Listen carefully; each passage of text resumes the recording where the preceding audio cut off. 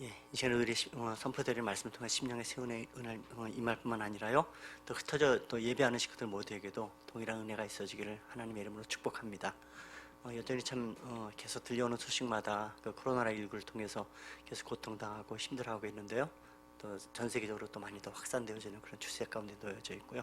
여러분 더욱더 많이 기도해 주십시오. 하나님 이 땅 가운데 또 열방 가운데 긍휼을 베풀어 주시도록, 또 빨리 또 코로나가 또 잘 진정되어지고 우리 일상생활에 대한 정말 감사의 마음들이 있을 수 있도록 그리 돌아가는 기쁨들을 허락해 달라고, 우리 함께 모여서 예배하는 귀한 또 주일 공예배의 귀한 시간들을 우리가 또 소망하고 갈망하는 마음들 계속해서 있도록 기도해 주시고요. 또 아픔 당하는 모든 이웃들, 또 고통당하는 또 열방 가운데도 하나님 그렇게 치료 회복에 베풀어 달라고 여러분 계속해서 기도해 주실 것을 부탁드립니다. 작년에 나온 영화 중에요, 세상을 바꾼 변호인이라는 제목의 영화가 있습니다. 이 영화는 루즈 긴즈버그라는 실제 인물을 바탕으로 한 실화의 영화입니다. 이 긴즈버그는 미국 역사상 그 여성으로서는 두 번째로 연방 대법관이 되어지고 지금도 현직에서 활동을 하고 있는 그런 분이십니다. 이 긴즈버그는 그 1956년에 하버드 대학의 로스쿨에 입학했습니다. 당시만 해도 그 신입생이 학생들이 한 500명 정도 되는데 그 중에서 단 여학생은 9명 뿐이었고요. 그 중에 한 사람이 바로 이 긴즈버그였습니다. 하버드 대학 로스쿨을 졸업했지만은 번번이 취업에 실패했고 어렵게 대학 교수가 되었지만 당시 남자들보다도 훨씬 더 적은 그 봉급과 부당한 차별을 경험하며 살아가야만 했습니다. 이런 사회적 분위기에 놓여있던 이 긴즈버그가 사건 하나를 갖다가 맡게 되었는데요. 그것은 1974년도에 남성들로부터 동일한 혜택을 받지 못하는 것에 대한 소송을 제기했던 한 여자 군인의 변호를 맡았습니다. 근데 이 변호를 맡으면서요, 많은 남성 단체들로부터 생명의 실제로 위협을 가하는 그런 위협을 받기도 했습니다. 그렇지만 꿋꿋하게 자신의 이 변호를 갖다가 잘 감당하였고요. 미국 역사상 처음으로 여성과 관련된 재판에서 승소를 하게 되었습니다. 근데 이 승소가 참으로 가치가 있었던 것은 이 판결을 시점으로 해서 미국의 여성 차별에 입각했던 178개의 법안들이 개정을 하게 됐고요. 이때부터 미국 사회가 커다란 변화를 일으키게 되었습니다. 결국 이 긴즈버그라는 이 한 사람의 의지가 이 평등의 문제로 골머리를 앓고 있던 미국 사회를 변화시키기 시작했고, 세상이 이 소통하지 않고 꽉 막혀 있던 그런 길에 놓여 있던 그 불통의 문을 여는 것이 참 쉽지 않았지만은, 그럼에도 불구하고 이 로즈 긴즈버그를 통해서 여성 차별의 불합리로부터 꽉 차고 소통되지 않는 세상을 향해 새로운 소통의 문을 였던 그런 모습들을 우리가 보게 될 수 있습니다. 소통하지 않는 이 불통하는 사회가 참 우리를 신음하고 아프게 합니다. 한 고등학교에서요, 사자성어와 관련된 퀴즈 문제를 하나 냈습니다. 문제는 이런 거였습니다. 다음 열거된 사자성어를 하나로 통합할 수 있는 그 사자성어는 무엇인가? 그래서 나왔던 사자성어들이 이런 것입니다. 마이동풍, 풍전등화, 우이독경, 우왕좌왕, 유야무야, 용두사미, 일구이연, 안면수심, 뇌물수수. 위에 열거된 사자성어를 하나로 표현될 단어는 무엇인가? 이게 문제였습니다. 정답은 뭘까요? 저도 모르더라고요. 답을 보니까요, 정답은 이거였습니다. 국회의원. 이거를 읽고 저도 웃었습니다. 이제 그 4월이 되면 이제 다음 달에 우리가 국회의원 선거도 앞두고 있지만 그 보면서 씁쓸하기도 하고 웃기기도 했습니다. 우리 여러분, 이 불통에 단절된 세상을 우리가 살아갑니다. 단순히 정치만 그렇게 단절된 불통의 사회가 아니고 어찌 보면 계층 간에도 또 남녀 간에도 또 여러 방면에 걸쳐서 고통하는 이런 총체적인 이 불통의 모습들을 우리가 너무도 쉽게 봅니다. 오늘 본문에는요, 이 귀먹고 그렇게 입이 닫힌 채로 세상과 전혀 소통하지 못하며 불통으로 답답한 인생을 살아가고 있는 한 사람이 등장하는 것을 볼 수가 있습니다. 32절의 말씀인데요, 30절에 이렇게 얘기합니다. 사람들이 귀먹고 말 더듬는 자를 데리고 예수께 나와 안수하여 주시기를 간구하거늘. 여러분 상상을 해보십시오. 그 일생을요, 귀 먹고 입이 그렇게 더듬으며 살았던 사람입니다. 그렇게 듣지 못한 채로 자신의 의사조차 그렇게 온전하게 전달하지 못한 채로 살아가는 그 인생은 정말 답답함이었고, 그 인생이 얼마나 고통과 역경으로 가득 찬 그런 고단한 인생을 살았을 거라는 것은 우리가 아마 쉽게 그림이 그려질 것입니다. 그렇지만 여러분, 가만히 이 사람만 그렇게 불통의 고통과 역경의 삶들을 살아가고 있는가?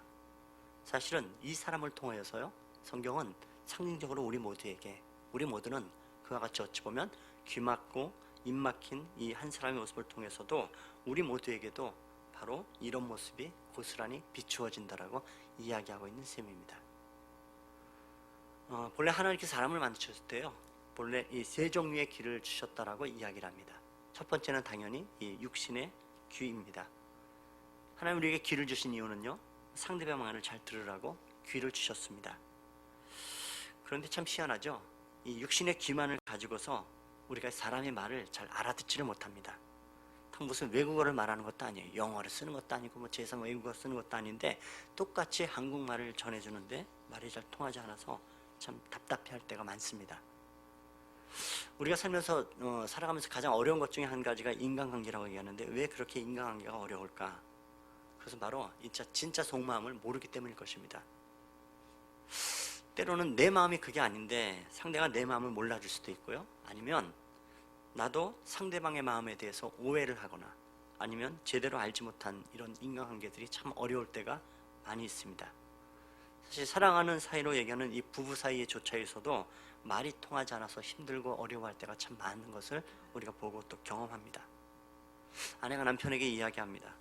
여보, 나는 돈 같은 거 필요 없어. 그냥 선물 같은 거 필요 없고 나는 당신만 있으면 돼. 이렇게 얘기를 하면은 이게 듣는 입장에서는 고민이 뭐냐면요, 이게 진심인지 아닌지 속내가 뭔지 분별하기가 참 어렵습니다. 순진하게 그 말을 그대로 믿었다가 낭패를 보는 경우들을 종종 보게 됩니다. 말은 그렇게 하는데 속내를 진짜 알 수 있다면 관계가 어렵지 않을 수 있을 텐데 참 그 속내가 뭔지 도대체 모르는 것이 한계입니다. 제가 제 집사람과 같이 이야기를 하다가요, 우리 사람이 사실은 자주 이렇게 가슴을 치고 답답해합니다. 그럴 때 한두 번이 아닙니다. 딴 때가 아니고요, 이번 한 주간 동안 말이죠. 우리 정말 뭔가 통한다, 속마음을 이렇게 잘 전한다라는 것 정말 어려운 것 같더라고요.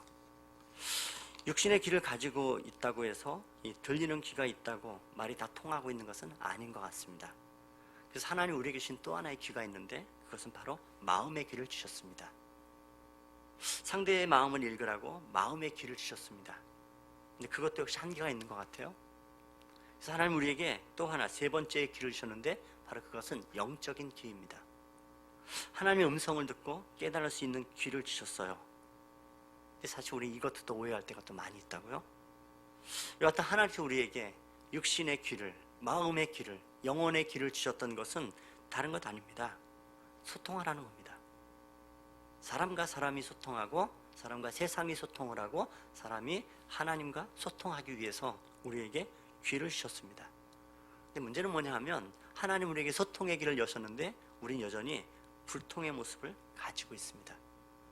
이 소통이 되지 않은 채로 고통당하고 행복하지 않을 때가 정말 많이 있고, 여러분 그것 때문에, 불통함 때문에 우리가 때로는 고통당하고 역경 가운데 놓여있는 모습들을 너무도 쉽게 우리가 경험하고 살아갑니다. 사실 여러분 가만히 우리 인생들을 보면은요, 역경이 없는 인생은 없습니다. 이 땅을 살고 호흡하는 인생에게는 역경과 고난이 일어섰지만 사실은 거의 100%입니다. 이건 뭐 누구나 다 마찬가지인 것 같아요. 근데 여러분 우리에게 인생에 고난이 있고 역경이 있다고 얘기할 때 흔히 우리는 이야기하기를 이때 반응이 좋아야 한다라고 이야기를 합니다. 인생에 역경이 있을 때 반응이 좋아야지. 그 말은 사실 맞습니다. 그렇지만 여러분 사실 우리가 역경이 지나갈 때 반응보다도 훨씬 더 중요한 것이 있는데 그것은 무엇이냐면 만남입니다. 역경이 지나갈 때 만나야 할 분이 있어요. 예, 바로 우리 예수님을 만나야 됩니다. 역경 가운데 예수를 만나면 역경은 도리어 축복으로 변화될 수가 있습니다. 그래서 말씀드린 대로 역경이 오게 되면 우리 모두 좋게 잘 반응해야지라는 태도들을 가지고 있어요. 역경이 오면 그래서 얘기합니다. 사람들은 잘 될 거야, 잘 될 거야 이야기하지만 사실요 꼭 그렇지만 또 않습니다. 쓴뿌리가 있으면요, 오히려 그 쓴뿌리의 역경 때문에 망하는 경우도 있고, 오히려 그 쓴뿌리와 역경이 있어서요, 도리어 잘 되는 경우들도 있습니다. 우리가 고통을 통과할 때마다 욥기 23장 10절의 말씀을 기억하죠. 정금같이 나으리라, 순금같이 나으리라 말씀합니다. 용광로에 들어가면 나를 단련하신 후에 나를 정금과 같이 순금과 같이 나게 할 것이다. 그래서 여러분 잘 보십시오. 다 그런 것만은 아닐 수 있습니다. 이게 금이면 정금이 될 수는 있어요. 뭐냐면 어떤 것은요, 타서 죽어버리고 맙니다. 타서 없어져 버리고 맙니다. 금이 있으면 그것은 정금이 되고 순금이 되지만 다른 것은 전부 다 어떻게 해요? 홀라당 타고 없어져 버립니다. 그래서 성경은 우리에게 이때 얘기하는 건 금 같은 믿음 가지라는 겁니다. 믿음 가지고 있고 믿음을 가지고 들어가야 순금이 되고 정금이 되는 겁니다. 믿음이 아무것도 없으면 홀라당 다 타버리고 사라져버리고 마는 인생 돼버리기 쉽습니다. 사실 역경이라는 게 여러분 사실 우리가 고통과 고난이라는 것 만만하게 볼 수 없는 것이, 왜냐하면 이 역경이 우리를 때로는 망치게 할 수도 있기 때문에 그렇습니다. 믿음이 없는 사람이 역경을 만나면 안타까운 것은 뭐냐면 완전히 타버릴 수도 있다는 겁니다. 그래서 역경도 중요하지만 정말로 중요한 것은 어떤 상황이든지 믿음으로 무장하는 것, 정말 내가 순금과 정금이 되기 위해서 믿음 가지고 있는 것이 중요하다는 것입니다. 그런 의미에서요, 역경을 맞는 두 사람을 우리가 대비해 볼 수 있는데, 그 중에 한 사람 바로 미국의 14대 대통령이었던 프랭클린 피어스라는 인물입니다. 미국의 14대 대통령 프랭클린 피어스, 여러분 혹시 아시나요? 들어보셨나요? 잘 모르는 인물들이라고요. 그 에브라함 링컨이 미국의 16대 대통령이었으니까 그 사람 두 번 앞에 대통령인데, 미국 트럼프 대통령이 지금 45대에 이르기까지 있는데 이 사람은 그렇게 유명한 사람도 아닙니다. 그런데 흔히 사람들이 얘기할 때요, 미국 역사상 가장 최악의 대통령을 그 이야기할 때에는 꼭 들어가는 사람이 바로 이 프랭클린 피어스라는 사람입니다. 이 사람 1853년부터 57년까지 대통령이었는데 미국의 남북전쟁의 근거를 만든 사람이기도 했습니다. 이 프랭클린 피어스에게 인생의 삶의 역경이 찾아왔는데 그 시점은 언제였냐면, 대통령으로 취임하기 며칠을 앞두고서는 기차를 타고 가는데 기차가 탈선을 해버리고 말았습니다. 그리고 그 사고를 인하여서 가장 사랑하는 아들을 잃게 되었습니다. 너무 이 고통이 큰 건 사실인데 이 부부가 이 고통을, 역경을 견뎌내지를 못했습니다. 이 피어스는 대통령 취임식을 하는 날 취임사를 하는데에도 하나님에 대한 원망이 그 취임새 가운데 들어갈 정도로, 사람들이 어떻게 저런 표현을 하나 아주 깜짝 놀랄 정도의 그런 이 취임사에 하나님에 대한 원망을 표현하기도 했습니다. 그의 아내였던 제인 피어스는 너무도 힘들어한 나머지 남편의 대통령 취임식 날에 나타나지 않았습니다. 2년여 세월 동안에 공적인 자리 가운데, 공식적인 자리 가운데 나타나지 않아서 이 제인 피어스의 별명은 백악관의 그림자라 그렇게 불려졌던 여인입니다. 그리고 그 슬픔과 역경 가운데 있던 이 여인이 2년 동안 했던 일은 뭐냐면 죽은 아들을 향하여서 약 한 700통 내지 800통의 편지를 쓴 게 그의 인생의 대부분이었습니다. 그렇게 이 피어스 부부의 마음에 쓴뿌리가 생긴 것인데, 피어스 대통령은 이 재임 기간 동안에도 우울증에 시달려야만 했고 자살 시도도 여러 번 했고 결국은 나중에 알코올 중독자가 되어버리고 말았습니다. 그래서 최악의 대통령 중에 한 사람이 되어버리고 말았습니다. 역경이라는 것 때문에 쓴뿌리가 그 인생 전체를 갖다 지배했고 망한 케이스입니다. 말씀드리는 인생의 역경은 결코 우리가 만만하게 볼 수 없는 이유들이 바로 이런 것인 것 같습니다. 놔두면 쓴뿌리가 되고요, 그 쓴뿌리 앞에 인생은 얼마든지 무너질 수 있다는 것입니다. 근데 그러한 비슷한 시대를 살았던 한 인물 가운데 페니 크로스비가 있습니다. 크로스비는 태어난 지 딱 그 6주 만에요, 감기에 걸렸고, 이 돌팔이 의사가 이 아이가 그 눈물을 흘리니까 그 눈에다가 겨자즙을 넣으면 낫는다고 이 엉터리 처방을 하는 덕분에 그만 그 기억조차 없죠. 6주 만에 실명이 됐으니까 뭐 봤던 세상도 기억 못하고 그다음에 자신이 왜 실명했었는지 알지도 못한 채로 태어난 지 6주 만에 그렇게 실명을 하고 말았습니다. 정말 인생의 큰 쓴뿌리였습니다. 그런데 여러분, 크로스비는 그녀의 인생에서 살아계신 하나님을, 살아계신 예수 그리스도를 만났습니다. 그 자신의 인생의 전부를 찬양의 자리로 옮겨가서 무려 8,000곡의 찬송시를 쓴 사람입니다. 오늘 우리가 아까 찬송했던 주의 음성을 내가 들으니, 또 우리가 즐겨 부른 나의 영원하신 기업, 예수께로 가면, 예수를 나의 구주 삼고 나의 갈 길 다 가도록, 이 전부 다 페니 크로스비의 찬송의 시입니다.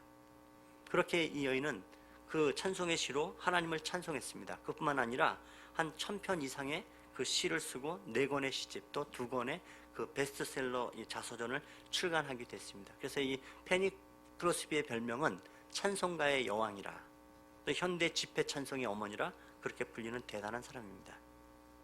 인생은 살아가면서 거의 평생을 보지 않는 인생을 살았는데, 그 인생을 오히려 집중해서 그렇게 찬송시만 시며 하나님을 사랑하는 사람입니다. 여러분 가만 보십시오.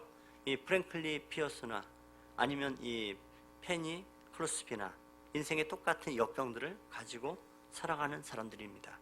그런데 두 사람에게는 결정적인 차이가 있는 것을 우리가 봅니다.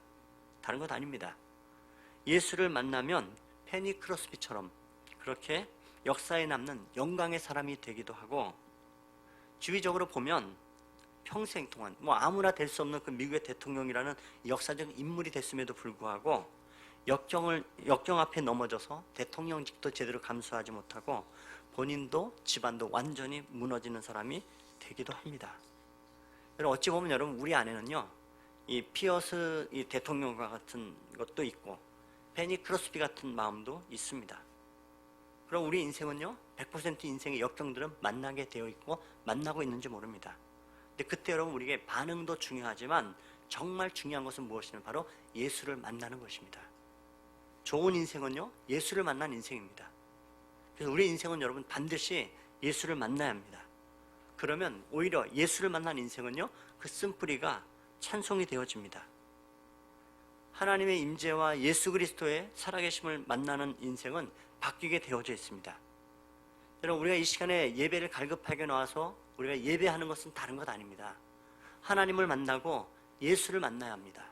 이것이 여러분 우리가 함께 들은 이 공예배 시간이든 아니면 우리가 영상을 통해서 예배를 드리든 어떤 예배든 우리의 모든 여러분 알맹이는 중심은 예수를 만나고 살아계신 하나님을 만나야 되는 줄로 믿습니다.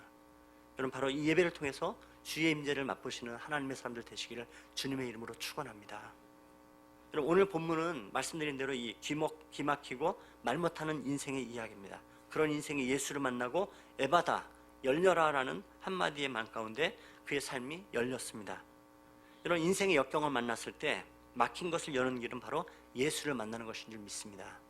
여러분 그래서 오늘 기억할 것은 바로 그것입니다. 역경 가운데 만난 인생은 첫 번째로 예수께 데리고 가라는 것입니다. 여러분 기먹고 말을 들을 수 없으니까 당연히 말을 할 수 없어 이 답답한 인생, 그 삶이 얼마나 그 처참하고 외롭고 그런 삶들을 살고 고단해할 수밖에 없었는지, 할 수 있는 것은 아무것도 없는 인생이었는데, 그래서 천만다행이었던 것은 무엇이냐면 바로 그의 주변에는 그를 불쌍히 여기는 사람들이 있었기 때문에 예수님께 데리고 왔다라는 것입니다. 결국 여러분 나 자신도 역경을 만날 때 내 영혼도 예수께 가는 것 당연하지만, 또 여러분 우리가 잊지 않았으면 내 주변에 역경을 만난 친구와 가족들이 있다면 예수를 만나게 하는 것은 정말 중요합니다. 이 사람들이 예수께 그렇게 기먹고 말도 듣는 자를 데리고 왔습니다. 왜 데리고 왔는가? 성경은 이야기합니다. 안수하시고 고쳐달라고요. 왜요?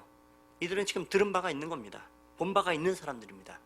다른 건 몰라도 이들은 예수님께 데리고 가면, 예수를 만나면 병은 고침을 받는다는 생각들을 가지고 온 사람들입니다. 마치 여러분 우리가 마가복음 2장에서 기억하시죠? 중풍병자를 들고 왔던 친구들, 그 친구들이 잘했던 것 뭐예요? 다른 건 아닙니다. 예수께 데리고 간 겁니다. 예수님께 그렇게 간절히 바라고 친구를 들고 왔는데 사람들이 너무 많아서 그렇게 막히게 되자 그들이 한 일은 에이 아니다 하고 돌아갔던 것이 아니었고 어떻게 해요? 지붕으로 올라가서 지붕을 뜯고 예수님께 달아내립니다. 예수님 마가복음 2장 5절에 말씀하신 거냐면 그들의 믿음을 보셨다고 얘기합니다. 친구들의 믿음, 예수님께 데리고 간 그 믿음을 보셨습니다. 여러분 우리에게 정말 필요한 믿음은 어떤 믿음일까요? 내 자신의 문제가 있고 내 주변에 문제가 있고 역경 가운데 있는 사람들을 다른 것 아니고 예수님께 데리고 가야 됩니다. 최고의 친구는 바로 예수님께 자기를 데리고 오는 사람입니다. 여러분, 악한 마귀가 하는 일은 뭐냐 하면, 악한 마귀가 좀 발악적으로 하고 있는 것은 무엇인가?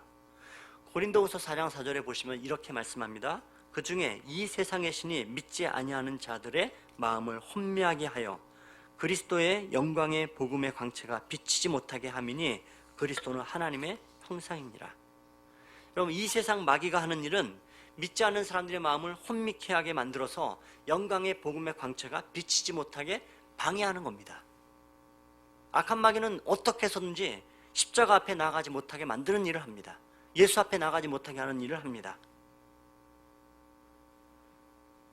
여러분, 종종 우리가 예배 때 함께 모여 예배할 때요, 은혜 받을 타이밍에 정말 중요한 십자가 앞에 나아갈 그 증거가 시작될 그때에 가끔씩은요 전화벨이 울립니다. 그럼 우리가 어떤 면에서는 그 방해받지 않기 위해서 좀 준비될 마음들이 참 필요한 것 같고 태도들이 필요한 것 있어요. 내가 십자가에 방해받지 않으려면 미리미리 준비된 마음들 필요합니다. 악한 마귀는 항상 그런다고요. 은혜 받을 만한 때에, 중요한 때에 꼭 일을 벌립니다. 그리고 사람들의 마음을 혼미케 해요. 복음과 예수가 안 들리게 하고 그냥 의심하게 만드는 것이 악한 마귀의 역할입니다. 항상 여러분, 마귀는 관심은 그거예요. 뭐 코로나를 통해서 이런저런 얘기들이라는 이야기할 수 있습니다. 교회가 비난받을 수 있다고 생각합니다. 그런데 우리가 늘 두려운 것은 무엇입니까? 뭐 우리가 욕먹는 건 상관없을 것 같아요, 사실은. 근데 참 두려운 것은 그래요. 그것 때문에 사람들의 관심이 멀어지는 겁니다. 누구에게요? 예수님에게, 하나님에게, 복음 앞에 말이죠. 우린 사람들이 예수를 만나게 해줘야 됩니다. 여러분, 우리가 함께 교회라, 함께 모이는 이유는 무엇입니까? 다른 거 아닙니다. 교회는요, 예수를 만나는 곳입니다. 우리가 함께 모여 예배하는 중요한 것은 뭐예요? 예배를 통해서 누굴 만납니까? 하나님을 만나면 됩니다. 찬양과 기도 가운데 우리는요, 주님을 만나면 됩니다. 하나님의 임재와 하나님의 영광을 맛보아야 됩니다.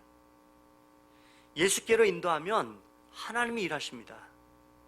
예수께로 인도하면 하나님이 역사하십니다.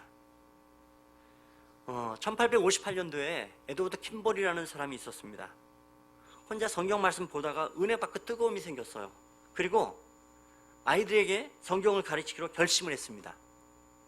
그런데 이 에드워드 킴볼의 이 열정에도 불구하고 그 주변에는 구두방에서 일하는 구두성공 한 사람, 그를 데리고 와서 말씀을 가르쳤습니다. 처음 만난 날 그날이요, 요한복음 펼쳐라 얘기했는데 이 아이는요 창세기를 펼쳐놓고 있었습니다. 뭐예요? 거의 글을 모르던 아이였습니다. 이 무지한 청년이 이 킴볼 선생을 통해서 예수를 만났습니다. 배운 것 없는 이 구두성공 출신이, 이 청년이 한 시대를 움직이고 미국과 영국의 부흥을 이끌어 수많은 사람들을 예수께로 인도한 바로 그 D.L. 무디입니다. 여러분, 우리가 기억하는 바로 이런 부분들일 것 같습니다. 내가 뭐 복음을 위한 어마어마한 일을 할 수도 있지만, 표현은 그렇지만 그저 그냥 단 한 영혼을 예수님께로 이끌어가는 것, 근데 그 사람이 D.L. 무디가 될 수 있다는 사실들을 기억하십시오. 아니, 사실은 뭐 D.L. 무디 이상으로 천하보다 귀한 영혼이 돌아온 것을 하나님이 기뻐하십니다. 근데 재미있는 것은 무엇이냐면 그 무디가요, 목사가 되어지고 수많은 사람이 복음을 전하기 시작했고 영국으로 건너갔습니다. 영국의 복음을 증거할 때 이 무디 집회 가운데 변화된 사람 중에 하나가 누구냐면 F.B. 마이어라는 그 한 청년의 마음이 뜨거워졌고요, 그가 목사가 됐습니다. 그리고 이 마이어라는 이 사람을 통해서 회심하고 복음을 증거하는 또 사역자로 체프먼이라는 사람이 또 일어났습니다. 이 복음 전도를 했던 이 체프먼은 미국에 건너가서요 복음을 증거했습니다. 이 체프먼을 통해서 그 당시 미국의 메이저리그의 전설적인 야구 선수였던 얘기했던 빌리 선데이라는 사람이 예수를 믿고 변화된 삶들을 살기 시작했습니다. 그 이 빌리 선데이는 이 미국의 또 한 시대를 흔드는 그러한 이 복음 전도자가 됐습니다. 그가 이 얼마나 큰 복음 전도자냐면 보스턴 집회 같은 데 한 150만이 한꺼번에 몰려들 정도로 어마어마한 인파가 모여서 복음 앞에 반응하는 그러한 역사를 보내던 이 빌리 선데이. 여러분 잘 보십시오. 이 빌리 선데이의 이 뿌리에는 에드워드 킴볼, 예수를 소개했던 단 한 사람 D.L. 무디, 그리고 이 D.L. 무디 위에서 영국에서 복음을 전달받았던 메이어와 체프먼, 이 체프먼을 통해서 다시 이 미국의 빌리 선데이에게 복음이 전해지고 복음의 사역자로 일어나는 사람들이 있었다는 사실을 보십시오.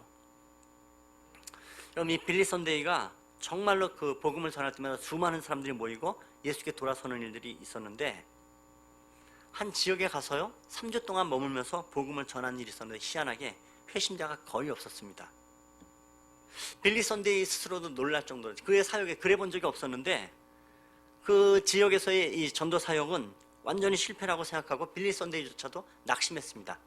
하나님의 성령이 떠난 것은 아닐까? 하나님의 역사 더 이상 일어난 것은 아닐까라는 두려움이 있을 정도로 엄청나게 낙심했고 상한 마음이었습니다. 그 전도 사역은 완전히 실패라고 생각하고 낙심했었는데, 그때 유일하게 한 사람이 변화됐어요. 근데 변화됐던 그 당사자도 말씀을 받은 그날은 그냥 밋밋하게 예수 영접하려니까 영접 기도를 하고, 그런 이후에 아무런 변화도 없는 사람처럼 느껴졌던 그 한 사람이었습니다. 바로 이 사람이 20세기 최고의 복음 전도자로 쓰임받았던 빌리 그레함입니다.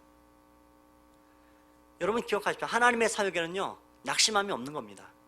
어디 갔든지 많은 사람이 변화되고 회심하는 것도 은혜이지만, 이상하게 열매도 없고 냉랭하기만 하고, 그래서 난 복음 앞에 실패한 인생이라, 뭐 표현은 죄송하지만 달랑 한 사람 그렇게 예수를 믿고 변화되게 했다? 그 사람이 빌리 그레함이라고요. 여러분, 우리가 할 일은 바로 이런 것들입니다. 예수께로 이끄는 사람이면 돼요. 낙심할 필요 없이요, 해야 할 일이 역경 가운데 사람을 예수께로 인도하면 그 사람이 치유되고 하나님의 놀라운 일들을 하게 되는 줄로 믿습니다. 마귀가 하는 일은 그거예요. 그때 낙심하게 하는 것. 그렇지만 여러분 기억하십시오. 낙심하게 하는 것, 여러분 그거 붙들지 마시고 나 자신뿐만 아니라 역경당한 인생들을 예수께로 인도하는 인생 되시기를 주님의 이름으로 축원합니다. 또 하나 여러분 우리가 기억할 두 번째 것은 무엇이냐 하면, 예수께로 가면 막힌 길을 해결해 주신다라는 사실입니다. 33절 34절의 말씀인데요, 우리 같이 좀 천천히 읽어보십시다. 33절 34절입니다. 예수께서 그 사람을 따로 데리고 무리를 떠나사 손가락을 그의 양귀에 넣고 침을 뱉어 그의 혀에 넣으며 대시며 하늘을 우러러 탄식하시며 그에게 이르시되 에바다 하시니 이는 열리라는 뜻이라. 여러분 이 33절에 보시면 특별히 예수님의 특이한 모습들을 우리가 주목해 볼 수가 있습니다. 첫 번째는 그를 따로 데리고 무리를 떠나사. 여러분 이 듣지 못하고 말하지 못하는 사람은 아픈 사람입니다. 인생의 고단함으로 몸도 아프고 마음도 아프고 지쳐있는 사람인지 모릅니다. 그런데 여러분 희한하게도요, 이런 사람들이 의외로 참 자존심들이 강해요. 자존심은 세니까요 무엇인지 공개되고 사람들이 쳐다보는 것을 꺼림직해 합니다. 그렇죠? 어디 가도 여러분 우리가 장애인이 있거나 그러면은 우리도 시선이 그냥 우리도 모르게 그냥 자동적으로 갑니다. 이 사람 평생 그렇게 사람들의 따가운 눈총을 받고 살아가면서 자존심도 상하고 늘 그랬던 사람이에요. 지금 모든 사람들이 주목해보는 예수님 앞에 이 말 못하고 귀가 먹어버린 사람이 섰을 때 사람들이 서는 정말 따가운 눈총으로 뭐 다양한 종류의 눈들로 예수님과 이 사람을 보고 있을 겁니다. 얼마나 부담되고 답답해요. 예수님은 아세요. 이 치유받는 과정에서 다른 사람들이 보는 데 치유하게 되면 이 사람은 열등감은 더 커지고 상처를 받을까 봐 예수님이 하시는 뭐예요? 이 사람을 따로 데리고 무리를 떠나서 치유하시기 시작하십니다. 여러분 이게 뭐예요? 예수님의 배려입니다. 여러분 예수님의 시선은 항상요 아픈 영혼을 바라보세요. 그래서 정말 무례히 행치 아니하고 철저하게 아픈 영혼을 인격적으로 그렇게 배려하시고 개인의 접촉으로 영혼을 안으시는 예수님을 봅니다. 여러분 우리가 영혼 하나하나를 어떻게 대해야 될지라는 것들을 정말 우리가 눈여겨봐야 되고, 내가 어떻게 영혼들을 대해야 될까를 진지하게 보셔야 됩니다. 그런데 여러분 특별히 우리의 눈을 끌고 있는 49절은 예수님 말씀하셔도 되는데 참 이상한 방법을 취하고 있는 것이 희한합니다. 예수님께 지금 안수해달라고 예수님께 안수기도 하기 위해서 데리고 왔는데 오늘 예수님 어떻게 하세요? 양손가락에 귀를 넣고 침을 뱉어서 그의 혀에다 댑니다. 여러분 평소에도 이 방법 자체는 참 당혹스러운 일인데, 요즘같이 코로나19로 이 접촉이 민감한 시대 가운데 이 귀만 대도 깜짝 놀랄 거예요. 우리 서로 악수도 못하게 하는데 그 귀에다 이렇게 손가락을 갖다 꽂고 있어요. 뭐 그것까지 어떻게 좀 되겠다 싶은데 특이하죠? 침을 뱉으세요. 뱉은 그 침을 어떻게 그 사람의 혀에다 댑니까? 우리 기사님 여러분 경악할 거예요. 참 이해가 안 되죠. 대부분 예수님 치유하실 때는 안수하시거나 말씀을 행하시거나, 근데 사실 여러분 이번 주에 우리가 요한복음을 큐티하다 보면 그 좀 특이한 것들을 몇 번 보긴 봤어요 우리가요, 그죠? 침을 뱉어 실로암 연못에 보냈던 소경들이 이제 어떻게 해요? 그래서 그냥 흙을 개서 눈에다 발랐어요. 근데 이 사람한테 직접 그 침 뱉어 혀에다 직접 대는 특이한 방법들을 취하세요. 참 이상하고 조금 죄송하지만 좀 지저분한 방법 같기도 하고, 이 비위생적이 요즘같이 이렇게 했다는 건 정말 돌 맞아 죽을 수 있는 그런 일인데, 그렇다면 왜 예수님은 이 침을 뱉으시고 그의 혀에 대는 이 방법들을 취하셨는가? 솔직히 알 수는 없어요. 뭐 여러 가지의 해석들은 가능할 수 있는데 뭐 알 수는 없지만 분명한 건 있습니다. 곰곰이 생각해보면 여기에는 틀림없이 예수님의 깊은 뜻이 있는 것은 사실인 것 같아요. 일단 뒤집어 생각해보면 예수님이 지금 그에게 뭔가 이 시청과 교육을 시키고 있는 것은 사실입니다. 상대방은 지금요 귀가 막혀 있어요. 대화가 통하지 않아요. 구원을 얘기하고 하나님 나라를 얘기하고 예수님에 대한 진리의 복음을 이야기해도 상대방은 들을 수 없는 사람입니다. 그런 그에게 일단은 알아듣는 방법은 감각을 통해 전달하는 것이라면 그냥 확실하게 귀에다 대고 손가락을 꽂았다? 이거 확실하게 뭔가 지금 귀에다 대고 뭔가를 하시겠다는 것은 직감적으로 이 사람도 알 것 같아요. 들리지 않아도 듣는 거 상관없이 된 거니까는. 그리고 아마 예수님은 그걸 통해 말씀하고 있는 겁니다. 내가 지금 너의 귀를 고치고 있노라라고 확인시키는 작업을 하고 있죠. 그리고서는 침을 뱉어 그 혀에 굳어진 혀에다 대고 풀어주셨다는 의사 전달을 그렇게 하고 있습니다. 내가 지금 너의 귀를 열고 굳어진 너의 혀를 풀고 있다. 물론 말씀대로 침을 뱉는 것이 사실은 정확히 모르겠어요. 분명히 예수님이 그렇게 굳이 침을 뱉고 혀를 대시는 것은 무슨 이유가 있을 텐데 그냥 장난삼아 하시는 일은 아닐 거라 생각은 듭니다. 그 이유가 뭔지 정확한 것은요, 이 다음에 꼭 천국 가서 예수님께 물어보십시다. 모르겠어요 솔직하게는. 가끔씩 근데 참 위험한 것은 사람들이 이런 흉내들을 내기 시작해요. 제가 무슨 예수님인 것처럼 말이죠. 그래서 여러분 안수 말고 가끔씩 보면 안찰하다가 잘못된 사람 두들겨 패가지고 골병 들게 하는 경우도 있고 때려서 죽이는 사건들이 뉴스에서 벌어지기도 합니다. 안찰 자체가 여러분 제가 나쁘다고 얘기하는 것은 아니에요. 근데 뭐냐, 항상 우리가 염두에 될 것은 뭐냐면 이게 틀림없이 안찰하다가 안찰 말이에요. 안수하고 다른 겁니다. 안찰 아시죠? 실제로 이렇게 된다고요. 근데 이게 어설프게 여러분 항상 주의해야 될 점이 뭐냐, 영적으로 여러분 민감하지 않으면 똑같이 사단이 그 속에서 역사할 수 있어요. 사람의 아주 치부적인 것들을 갖다 건드리기 쉬운데 안찰하다가 실로 벌어지고, 그게 별거 세게 때린 것도 아닌데도 그냥 꼭꼭 요소마다 중요한데 급소 건드려서 멍들고 시퍼렇게 멍들어버리고 죽는 일이 실제로 생긴다고요. 그러니까 흉내 그렇게 내면 이건 절대 주의해야 될 부분들은 그런 것들입니다. 여러분 예수님이 취하신 방법이 뭘까를 가만 진지하게 고민해 볼 수 있다면 예수님이 모든 사람을 이렇게 안찰하고 안수하지 않으셨다고요. 모든 사람이 똑같은 방법으로 치유하지 않으셨고요. 각 사람에게 다양한 방법을 취하셨어요. 우리가 요한복음 묵상할 때 봤던 영혼들을 만날 때에도 어떤 이에겐 말로, 어떤 이에겐 땅에다 글씨를 쓰고, 어떤 이에겐 침을 뱉어서 진흙을 눈에 바르겨서 실로암에 보내기도 하고, 오늘과 같이 기회돼 다양한 방법들이에요. 하나 분명한 무엇입니까? 예수님은 당신에게 맞춘 것이 아니었고 그 환자의 형편에 맞춰 다양하게 예수님이 치유하셨습니다. 정말 중요한 것은 뭐냐면 예수님은 철저하게 영혼을 배려하고 그 사람을 치유하셨다는 사실입니다. 여러분 그것이 바로 주님의 사랑이고 배려입니다. 그리고 오늘 성경은 얘기하죠. 하늘을 우러러 탄식하시며 에바다 열려라 말씀하셨다고요. 하늘을 우러서 탄식하는 주님. 여러분 왜 주님이 탄식하시죠? 여러분 주님이 성경을 보면 늘 우리 영혼들을 바라볼 때 주님의 마음들이 있었어요. 우리가 오병이어 사건 가운데 영혼들 밭에 불쌍히 여기는 그 마음 말이죠. 그 애절한 마음. 왜 주님이 그 마음을 가져요? 예수님 본래 우리의 모습을 알고 계십니다. 본래 우리의 모습은 이렇게 듣지 못하고 말 못하는 형상이 아니라 하나님의 형상대로 지음받은 아름다운 모습이 있는데도 불구하고 그는 지금 기가 막히게 정말 귀가 막혔고 입이 막히고 창조의 형상이 정말로 그렇게 무너진 자의 모습을 예수님이 보셨습니다. 그러니 예수님이 탄식하고 애통해하는 마음, 애절한 마음을 가지고 정말 그것이 온몸으로 전달되는 아픔을 가지고요. 여러분 한 영혼의 이 탄식의 마음이 정말 중요합니다. 모든 사역과 기적은 여러분 여기서부터 시작됩니다. 예수님이 탄식하는 이 마음은 뭐냐 하면 여러분 실제로 그런 것 같아요. 여러분 아픈 일에 정말 기도하면 여러분 아파요. 예수님의 마음이 딱 그러셨다고요. 여러분 정말로 우리가 영혼을 일으키고 정말 심령이 살아나길 원하는 간절한 마음에는 이 마음이 있어야 됩니다. 탄식하는 마음. 모르는 자의 고통과 아픔을 보셨던 예수님의 눈물이 있고요. 그 속에서는 정말 본래 아름다운 모습을 잃어버린 안타까움을 갖고 있는 주님의 탄식하는 마음들이에요. 그 마음을 가지시고 하늘을 우러르시면서 예수님이 기도하십니다. 왜요? 이 일은 땅에 속한 일이 아닌 겁니다. 하늘에 속한 일입니다. 하나님 하시는 일이라.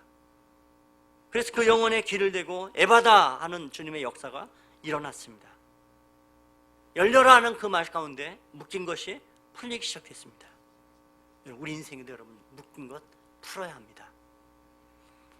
여러분 제가 한동안 그 유튜브 영상 보면서 은혜 받은 영상이 있었어요.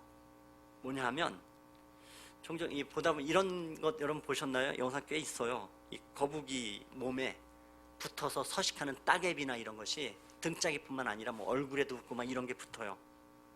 게다가 어떤 거북이는 이 따개비로 온통 몸이 다 붙어갖고서 고통당하고 얼굴에도 막 붙어 있는데 따개비가 그냥 기생하면서 그냥 모든 양분을 빨아먹고 정말 이 거북이 말려 죽인다고요. 근데 게다가 그물로 입이 묶여져 있는 고통하는 이 거북이를 사람들이 그렇게 풀어주는 영상을 보면 속이 다 후련해요. 커다란 여러분 고래의 몸에 묶여있던 줄을 갖다 푸는 사람들이 있습니다. 그렇게 묶인 거 풀어주는 영상을 보면 마치 그 묶인 내 뭔가가 풀린 것 같은 느낌을 받을 때가 있었어요. 이런 영상 정말 많아요. 여러분 뭔가 묶인 게 풀리는 것 보면 우리는 자유함이 뭔가를 알죠. 우리 인생이 그렇습니다. 우리 인생이 탄식하는 이유는 마귀의 굴레에 묶여서 종로를 타고 있는 것입니다. 그래서 아름다움을 본 사람들은 탄식합니다. 하나님 아버지의 마음으로 부흥과 영광을 기도합니다. 하나님의 시선으로 그렇게 바라봅니다. 우리가 이렇게 사는 것은 본래 그렇게 묶인 자의 모습이 아닌 것을 예수님이 아셨기 때문에 말이죠.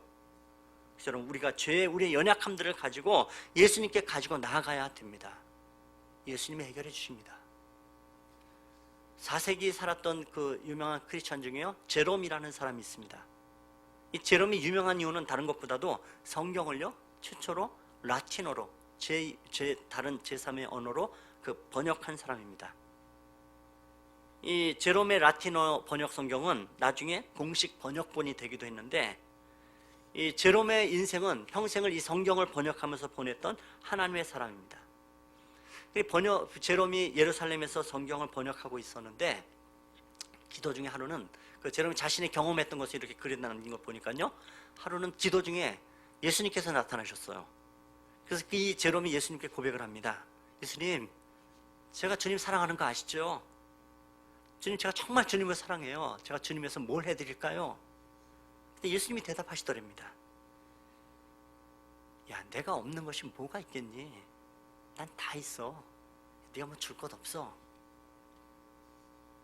제롬이 그 얘기를 딱 들은 순간에 그랬대요. 그래도 예수님, 제가 뭔가 예수님께 드리고 싶은데 혹시 제가 필생에 이 번역본인 이 불가타 이 라틴어 번역 성경 예수님께 드릴까요? 예수님이 그러시더라고요. 그거 없어도 된다 그러시더래요.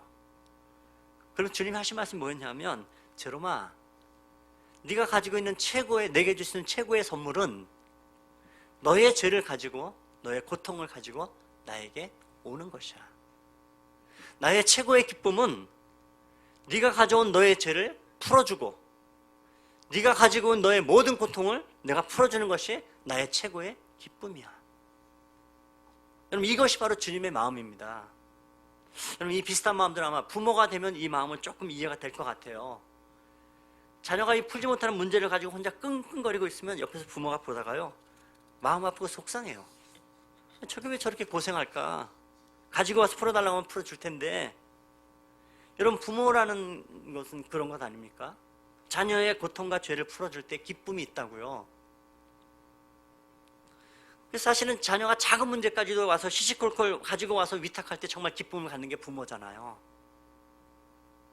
여러분 내가 뭐 하나님께 대당하는 거 가지고 가야지만이 뭐 하나님 기뻐하실 것 같지만은 여러분 주님은 그것이 기쁨이 아니란 말씀합니다. 나를 사랑하시는 그 주님, 여러분 사랑하면 우리가 이해가 되는 부분이 있죠. 내가 죄 가운데 고통하며 고통 속에 헤매는 것이 아니라 주님은 주님 앞에 나와서 그 죄를 토설하고 죄 사함을 받고 그래서 고통 가운데 머무는 것이 아니라 예수님의 도움 가운데 일어나는 것을 주님께서 원하신다라는 사실입니다. 여러분 예수님께 나가면 해결됩니다. 그리고 주님은 기뻐하십니다. 우리에게 얘기해 주신 말씀은 더 이상 묶여 사는 인생 되지 말거라. 혼자 전전긍긍하는 인생 되지 말고 너의 인생의 여건과 고난과 고통은 예수께 가지고 나오너라. 그 주님 앞에 아뢰고 주님께서 해결하시는 은혜의 기쁨의 자유 가운데 너의 영혼이 맛보고 그런 너를 보며 내가 기뻐하는 자가 되게 하라. 여러분과 사순절 시간들을 보내고 있죠. 부활절을 앞두며 우리가 바라보는 동일한 것은 바로 이것입니다. 예수님께 나아가는 것. 여러분, 모든 우리 인생의 문제의 실마리는요, 예수님이 푸십니다. 엉켜있는 여러분 인생의 실타래를 내가 풀려고 길을 쓰면 더 엉킬 뿐이고 아무런 해결책이 되지 않아요. 오로지 예수님께 가져가면 예수님이 딱 그 실마리부터 풀어 가시는 줄 믿습니다. 묶여있는 나의 영혼이 정말로 그렇게 그런 아파하는 탄식하는 내 영혼을 바라보시고 정말 그 마음으로 전적으로 함께 탄식하고 아파하시며 에바다 열려라 말씀하시는 예수님의 참된 자유의 문을 이끄시는 이 예수님의 크신 은혜, 그 크신 사랑 앞에 그 주님 앞에 나와 그 은혜의 임재하심을 맛보고 그 주님과 동행하고 살아가는 우리 모두 되시기를 높으신 주님의 이름으로 축원합니다. 우리 함께 기도하겠습니다. 예수님, 우리 인생은 막힌 길입니다. 귀가 막히고 혀가 굳어버린, 하나님, 이것은 한 사람의 이야기가 아니고 내 인생이 그렇게 막히고 묶여있는 하나님 내 인생의 모습을 우리가 봅니다. 내 인생의 역경과 막힘 앞에 주님 앞에 가지고 나가는 영혼 되게 도우십시오. 혼자 전전긍긍하며 씨름하며 아파하다 고민하다 무너지는 인생 되지 아니하고 정말 예수께 나아가는 그 온전한 믿음들이 하나님 정말 단련하신 후에 승금같이 낫게 하시는 은혜를 맛보게 하여 주십시오. 내 영혼을 어루만지시고 나를 안으시고 열려라 에바다 선포하시며 나의 모든 묶은 것을 자유케 하시는 예수 그리스도의 은혜가 우리의 참된 은혜의 풍성함이 될 수 있도록 하나님 역사하여 주옵소서. 하나님, 우리의 사랑하는 주의 백성들을 기억하여 주시고 그렇게 묶은 것 우리 인생 앞에 예수께 나아가 길을 여시는 하나님의 은혜를 맛보게 하여 주십시오. 흩어져 예배하는 우리 식구들 모두에게 동일하게 어느 곳에 있든지 예수 그리스도의 은혜 앞에 나아가 주께서 부르시는 은혜의 풍성함들을 맛보고 그 주님을 찬송하며 살아가는 우리 모두 되어지시도록 은혜 위에 은혜를 더하여 주옵소서. 주님께 감사를 드립니다. 예수 그리스도 이름으로 기도드렸습니다. 아멘. 아멘.